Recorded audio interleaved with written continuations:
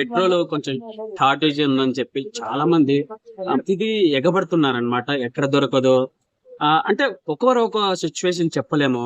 అరే అయిపోతుందేమో దొరకదేమో అని చెప్పి అలా ఎగబడడం వల్ల ఏంటంటే ఆ పెట్రోల్ పంప్ కూడా ఆపేస్తున్నారనమాట.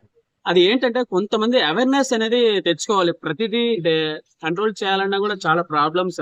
నార్మల్ జన్ను వాళ్ళు కూడా చాలా ఇబ్బంది పడుతున్నారు. ఇప్పుడు మొన్నటిదాకా అయితే గ్యాస్ ప్రాబ్లం అయిపోయింది, కొంచెం కొంచెం క్యూర్ అవుతుంది.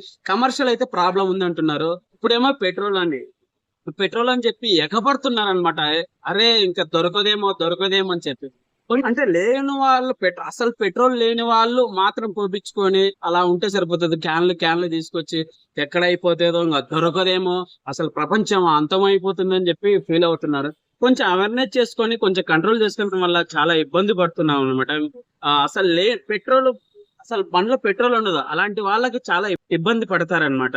సో గాయస్ తప్పుంటే క్షమించండి, నా ఒపీనియన్ అనమాట.